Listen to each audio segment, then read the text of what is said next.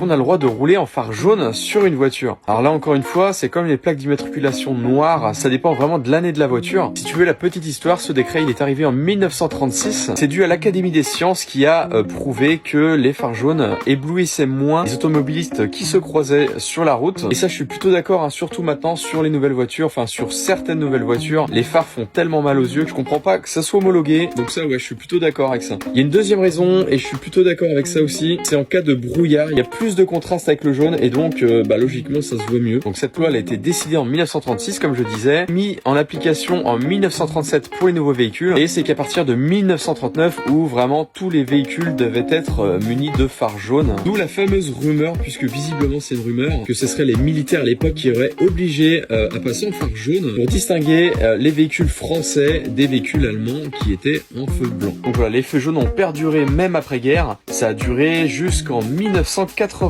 C'est à ce moment-là que les nouveaux véhicules sont repassés en feu blanc. Donc voilà, t'as la réponse. Si ton véhicule est d'avant 1992, t'as tout à fait le droit de rouler en feu jaune, comme la Diane, comme la Coccinelle par exemple. Par contre, au-delà, logiquement, non, t'as pas le droit. C'est pas censé passer au contrôle technique et c'est pas censé non plus passer lors d'un contrôle routier par la gendarmerie. Mais tout comme les plaques noires, c'est assez toléré. Donc à tes risques et périls. Après, si t'as une voiture récente, franchement, je vois pas du tout d'intérêt de passer en phare jaune. Je trouve que ça ferait bizarre.